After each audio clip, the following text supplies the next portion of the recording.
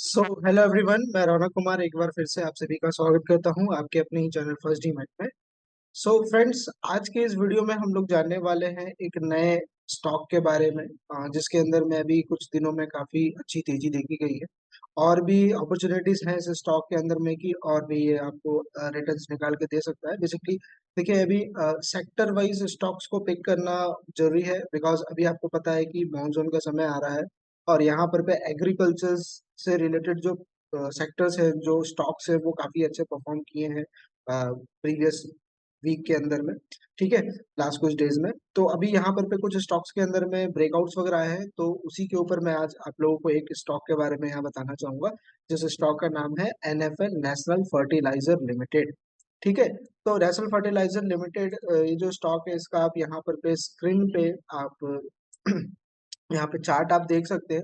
तो पहले थोड़ा सा मैं आपको यहाँ पर पे जो है वो टेक्निकली वाइज मैं समझाने की कोशिश करूँ कि यहाँ पर पे बेसिकली चल क्या रहा है।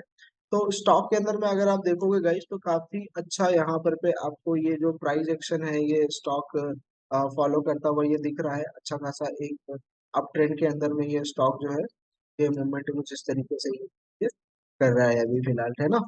तो ट्रेंड तो इसका आइडेंटिफाई है कि ट्रेंड जो है वो हाइयर हाई हाइयर लो वाला पैटर्न यहाँ पर पे एक स्टॉक है, ये बना करके अभी यहाँ पर पे चल रहा है। आप देख सकते हो प्राइस अप जाता है, फिर डाउन आया, हाई के बाद यहाँ पर पे हाइयर लो बनाता है, फिर एक हाइयर हाई बनाया, फिर एक हाइयर आया, फिर प्राइस हाई के तरफ पे गया, फिर हाइयर लो गया, और अचानक अभी यहाँ पर पे एक बहुत बड़ा ब्रेकआउट आया है।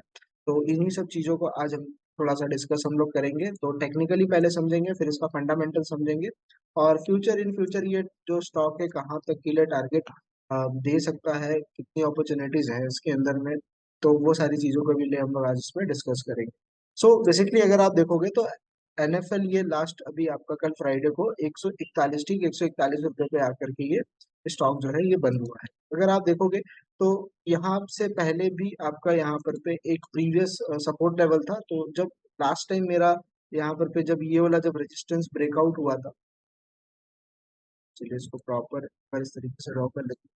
तो आप देख रहे होगा इसकी जब लास्ट टाइम मेरा ये वाला जब रेजिस्टेंस जब ब्रेकआउट हुआ, ठीक है, इसका जब ब्रेकआउट आया, तब एक बहुत अच्छा प्राइस एक्शन यहाँ पर फॉलो हुआ, यानी कि सपोर्ट्स जो है, रेजिस्टेंस जो है, वो हमारा यहाँ पर पे एक बढ़िया सपोर्ट का भी काम किया। ठीक है, एज पर प्राइस एक्शन अगर आप यहाँ देखोगे, यहाँ पर पे आपको ये रेजिस्टेंस बिकम्स सपोर्ट, ब्रेकआउट के बाद में रीटेस्ट, और एक बढ़िया अच्छा खासा यहाँ पे कंटिन्यूएशन आपको देखने को। दूसरा, और मैं यहाँ पर पे थोड़ा सा और अगर इंफॉर्मेशन मैं यहाँ पर पे अगर कलेक्ट कर पाऊँ, तो आप देख सकते हो कि गाइस यहाँ पर पे मार्केट जो है वो इस पूरे रेंज के फिबोनाची लेवल पे यहाँ पर पे आया था।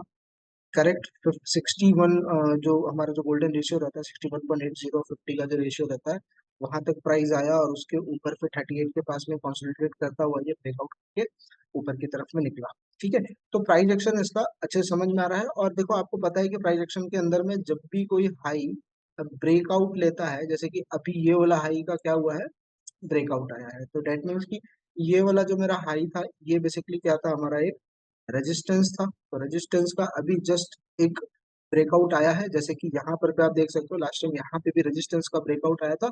तो एक अच्छा खासा रैली जो है मुझे जो प्रीवियस जो ये ब्रेकआउट आया था 26 दिसंबर 2023 को, तो यहाँ से अगर आप देखोगे तो लगातार एक महीना, यानी कि लगातार 3 to 4 वीक मार्केट जो है वो ऊपर रहा। ठीक है, और उसके साथ ही साथ आप देख सकते हो कि जब वहां पर भी जब ब्रेकआउट्स आ रहे थे, तब यहाँ पर भी जो वॉल्यूम्स है वो वॉल्यूम्स इंक्रीज कर रहे थे। देखो गाइस, वॉल्यूम्स ही आपको कहानी बताता है कि अगर ब्रेकआउट है और वॉल्यूम वहां पर जबरदस्त आ रहा है, तो देयर इज समथिंग कि कोई एक बिग प्लेयर्स है मार्केट के अंदर में, या फिर कोई है जो इस स्टॉक को पुश कर रहा है ऊपर की तरफ में। ठीक है, आप देखिए ऐसे स्टॉक ना जब जब बहुत ज्यादा चल जाते हैं, जब 100, 150, 200% ऐसे चल जाएंगे ना, तब ये जाकर के पब्लिक लोग के नजर में आएगा। ठीक ना, तब थोड़ी सी चर्चा होगी इसके बारे में। पहले कोई नहीं बताएगा कि पहले क्या हो रहा है, कहाँ अपॉर्चुनिटीज बन रही है। ठीक है, वॉल्यूम्स आ रहे हैं कि नहीं आ रहे हैं, फेक वॉल्यूम्स तो नहीं है, फेक ब्रेकआउट्स तो नहीं है, तो थोड़ा बहुत प्रॉफिट बुकिंग यहाँ पर भी देखने को मिला है। तो बेसिकली अभी जो मेरा ये जो हाई ब्रेक हुआ है, तो जो मार्केट का जो स्ट्रक्चर है, सबसे इम्पोर्टेंट क्या है, प्राइस। प्राइस इज सुप्रीम, है ना। सब लोग बोलते हैं कि प्राइस भगवान है, सही बात है, प्राइस इज सुप्रीम होता है। बट मार्केट को कहीं पर पे भी हम लोग जो है वो नहीं उठा सकते हैं। उसका वैल्यूएशन हमको पता करना उसका जरूरी है कि मार्केट का जो पैटर्न है वो किस तरीके से यहाँ पर पे चल रहा है। तो अगर आप देखोगे तो इस तरीके से ये पैटर्न जो है ये बना करके ये जो स्टॉक यहाँ पर तो मूवमेंट ले रहा है। तो पैटर्न्स की अगर अगर आप बात करो तो बेसिकली मैं यहाँ पर पे मैं लिख देता हूँ ताकि आप लोग जब ये चार्ट ड्रॉ करें, आप लोग जब चार्ट बनाए तब आपको एक क्लियर आइडेंटिफिकेशन हो जाए इसका, क्योंकि लर्निंग पर्पस के लिए मैं आपको ये सारी चीज़ें बताता हूँ। ठीक है, किसी भी तरह का इन्वेस्टमेंट समझ करके इसको आप नहीं देखें। तो लो से हाई मेरा यहाँ पर ये पहला एक बना, उसके बाद में आप यहाँ पे एक अपना यहाँ पर हाइयर लो का पैटर्न था, एंड हाइयर लो के बाद में फिर जब प्राइस जब यहाँ पर पे इस हाई को जब ब्रेक किया तब एक मेरा न्यू हाइयर हाई बना था, जो कि ये हाई 23 जनवरी 2024 का था। तो जनवरी के बाद से ये प्राइस गिरा, फिर कंसोलिडेशन के अंदर में गया, ठीक है, रीटेस्ट करने के लिए, और अभी जून में, वो भी जून एंडिंग एंडिंग में जो है ये ब्रेकआउट दे रहा है। तो अभी आपको पता है मानसून आने वाला है, जैसा मैंने बताया। अभी इसके प्रोडक्ट्स में भी हम लोग जाएंगे कि हम क्या प्रोडक्ट बनाती है, ठीक है। तो मानसून का समय आ रहा है गाइस, और मानसून के टाइमिंग पर पे क्या है कि जो स्टॉक्स है, ऐसे जो स्टॉक्स होते हैं, ठीक है, कहीं ना कहीं कृषि विभाग से रिलेट करता है। तो जैसे भी खाद वगैरह जो होती है, जहाँ पर पे किसान जो बात करते हैं अपने खेतों में, ठीक है, जो अनाज उगाए जाते हैं, तो वहां पर पे अगर आप देखोगे तो अच्छी क्वालिटीज के जो फर्टिलाइजर्स होते हैं, जो खाद होती है, उन सब चीजों को वो यूज किया जाता है। तो बेसिकली अगर यहाँ पर पे अगर आप देखोगे तो जो ब्रेकआउट आया है यहाँ पे इस स्टॉक का, ठीक है, एक अच्छा खासा ब्रेकआउट आया है, हाइयर हाई पैटर्न यहाँ पर पे ब्रेकआउट ले रहा है।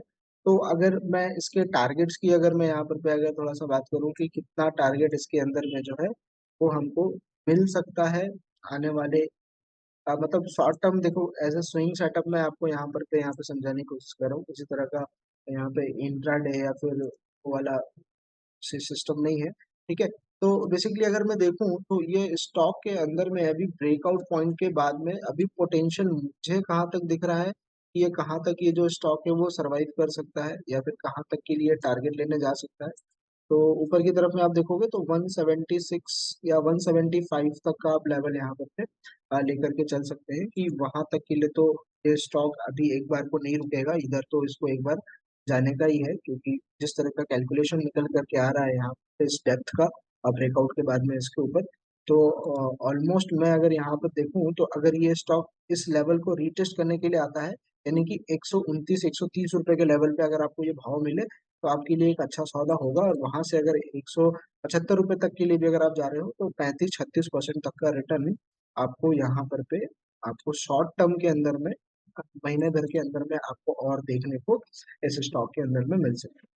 तो टेक्निकली तो हमको ये चार्ट समझ में आ रहा है, ब्रेकआउट है, ब्रेकआउट के साथ में ह्यूज वॉल्यूम, और वॉल्यूम आप देख रहे हो यहाँ पर किस तरीके से स्टॉक को जो है वो पिक किया गया है और पुश किया जा रहा है, अभी से नहीं दिसंबर से गाइस, क्योंकि देखो दिसंबर से ही तैयारी चालू हो जाती है, ठीक है, प्रोडक्शन चालू हो जाते हैं, ताकि जैसे ही मानसून आएगा तब मानसून के समय में इन सब स्टॉक्स के अंदर में फिर तेजी बनेगी। सेक्टर्स होता है, ठीक है, जैसे जैसे मौसम चेंज होता है वैसे वैसे सेक्टर्स के अंदर में भी हेर फेर होता है। कभी बैंकिंग सेक्टर चलेंगे, कभी रेलवेज का चलेगा, कभी इंफ्रा चलेगा, ठीक है। अभी जैसे आपका एग्रीकल्चर प्रोडक्ट्स ये ज्यादातर केमिकल्स के हो गए, फर्टिलाइजर्स के स्टॉक्स के अंदर में तेजी देखी जा रही है। तो इस तरह के सेक्टर्स को आपको समझना, उसको पता करना बहुत ज्यादा जरूरी रहता है। तो बेसिकली हम लोग चलते हैं इसके थोड़े से फंडामेंटल्स की तरफ में, वो फंडामेंटल समझने की कोशिश करेंगे कि बेसिकली इसका फंडामेंटल जो है वो क्या कहता है। तो नेशनल फर्टिलाइजर यहाँ पर पे अगर हम इसके अर्निंग्स की अगर आप बात करोगे तो देखोगे Q3 से Q4 की अर्निंग यहाँ पर पे इंक्रीज हुई है 2.8 बिलियन, और एनुअली रिपोर्ट में अगर आप देखोगे तो एनुअली भी यहाँ पर पे प्रॉफिट अच्छा है, बट 2023 में जो लास्ट 2023 था कुछ इसको खास प्रॉफिट नहीं हुआ था, 1.50 बिलियन के ही प्रॉफिट। बट नो डाउट कि ये स्टॉक अच्छा है, एंड इसके अंदर में अब प्रॉफिट जो है वो 2024 के रिजल्ट्स अच्छे आएंगे इसके अंदर में। नेगेटिव स्कोर नहीं है, ये अच्छी बात है। क्वार्टरली प्रॉफिट इसका इंक्रीज हो रहा है, this is also a good point. और आप देख सकते हो परफॉर्मेंस इस स्टॉक ने पिछले 1 ईयर में 97%, 6 महीने में 74%, 3 महीने में 60%, एक महीने में 36% और एक हफ्ते में 23% तक का रिटर्न इसने निकाल के दिया है अपने इन्वेस्टर्स को। ठीक है, अभी भी टेक्निकल स्ट्रेंथ इसका स्ट्रॉन्ग बाई आ रहा है। तो बेसिकली ये कंपनी करती क्या है, National Fertilizer Limited engage in the manufacturing of sales of fertiliser product, it operate through the following segment, जैसे कि own fertiliser, fertiliser trading and our product service own fertilisers segment included urea, bio fertiliser and bentonite sulphur type के जो products होते हैं ये company जो है बनाती है। ठीक है, तो बेसिकली केमिकल इंडस्ट्रीज के अंदर में ये आता है, और सीड्स वगैरह की भी, हाइब्रिड सीड्स वगैरह जो होते हैं प्लांट्स के, उसकी भी मैन्युफैक्चरिंग करती है company. The company was founded on August 23 1974, तो कोई पुरानी नई कंपनी नहीं है, 1974 की ये कंपनी है, 1974 की।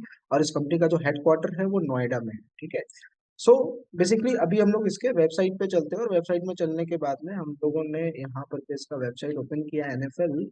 ठीक है, और एक और चीज बता दूं गाइस कि इस कंपनी को नवरत्न, मतलब गवर्नमेंट की तरफ से इस स्टॉक को नवरत्न का टैग मिला हुआ है। ठीक है, तीन कैटेगरीज होती है, मिनी रत्न, उसके बाद आपका आता है नवरत्न और महारत्न। ठीक है, मैंने इरेडा स्टॉक भी आप लोगों को गाइस बताया था, वो स्टॉक भी आप देख सकते हो, नवरत्न स्टॉक है वो। ठीक है, तो ये छोटी बात नहीं होती है कि ये टैग किसी कंपनी को मिले नवरत्न का। तो आप ये पूरा का पूरा यहाँ पर पे इसका ये आप पूरा डिस्क्रिप्शन देख सकते हो किस तरीके का यहाँ पर पे, ये कंपनी है, और क्या क्या सर्विसेज ये लोग प्रोवाइड करवाते हैं। तो आप देख सकते हो किसान वृत्ति से ये जुड़ा हुआ है ना, ये जो प्रोडक्ट्स है, जो खाद वगैरह बनाते हैं, तो कृषि विभाग से। अभी मानसून आ रहा है, मैं फिर से बोल रहा हूँ, मानसून आ रहा है, जितने भी उत्पाद किए जाते हैं, तो सोचो कितना ज्यादा इनके प्रोडक्ट्स की अभी जरूरत रहती है ना, मार्केट के अंदर में, जो हमारे किसान भाई लोग हैं।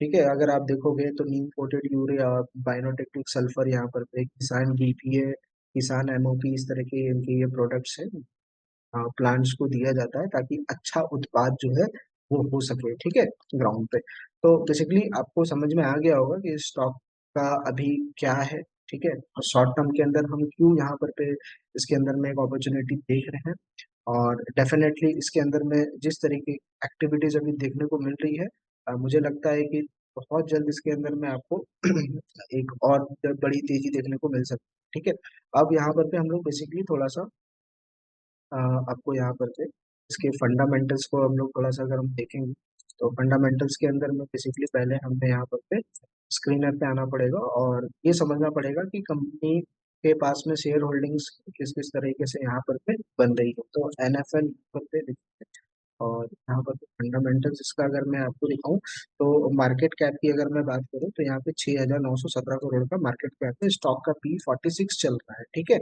बुक वैल्यू इसका 52 का है, और फेस वैल्यू इसका 10 का आ रहा है। आरओसी और आरओई कंपनी के अच्छे हैं। ठीक है, बहुत अच्छे तो नहीं बोलूंगा, लेकिन अच्छे। ठीक है, दूसरा थोड़ा सा यहाँ पर पे एक और सेक्शन हम लोग ऐड ऑन करना चाहेंगे नीचे की तरफ, चलिए चलते हैं इन्वेस्टर्स के अंदर में। तो इन्वेस्टर्स में अगर आप देखोगे, तो प्रमोटर होल्डिंग की अगर आप बात करोगे, तो वो 2021 से 2024 हो गया अभी यहाँ पर पे, तो 74%, यानी कि प्रमोटर अपने स्टेक्स को बेच नहीं रहे हैं। दूसरा, एफआईआई की भी होल्डिंग यहाँ पे आपको 0.48%, और डीआईआई की होल्डिंग 8.38%, और पब्लिक की होल्डिंग आपको 16.43% मिल रही है। यानी कि क्वालिफाइड इन्वेस्टर्स के साथ साथ इसमें स्मार्ट पब्लिक भी इन्वेस्टमेंट करके बैठे हैं। अच्छा, प्रमोटर कौन है इस स्टॉक का? तो प्रमोटर गाइज आप देख सकते हो, प्रेसिडेंट ऑफ इंडिया, यानी कि कोई लोकल कंपनी नहीं है। ठीक है, Indian government president of India के अंतर्गत कंपनी को ओन किया जाता है। तो आई होप आपको ये स्टॉक के बारे में मोटा मोटी अंदाजा हो गया होगा गाइस कि ये स्टॉक क्या है, और अभी क्या इम्पोर्टेंट है इस स्टॉक का। ठीक है, और किस तरीके से टेक्निकल मेरे को यहाँ पर पे समझ में आ रहा है, टारगेट समझ में आ रहा है। बहुत लंबा मैं यहाँ पर पे बहुत ज्यादा टारगेट की एक्सपेक्टेशन नहीं कर रहा हूँ। अभी 140-141 रुपए के आसपास है, अगर 130 रुपए के आसपास आता है, तो मैं 170-175 रुपए तक मैं अपना 30-35% यहाँ पर पे मैं निकालने की सोच सकता हूँ। ठीक है, तो अपने अकॉर्डिंगली आप इसको एनालिसिस करें। ठीक है, देखें इस स्टॉक को वॉच लिस्ट में रखें, और अगर कोई डाउट आता है, आपको कोई भी क्वेरी है, तो आप डायरेक्ट कमेंट में आप कमेंट करके पूछ सकते हैं। अगर ये वीडियो अच्छी लगी हो गाइस, तो लाइक शेयर एंड सब्सक्राइब करें। बाकी मिलते हैं नेक्स्ट वीडियो में एक नए टॉपिक के साथ में, एक नए स्टॉक के साथ में। तब तक के लिए थैंक यू।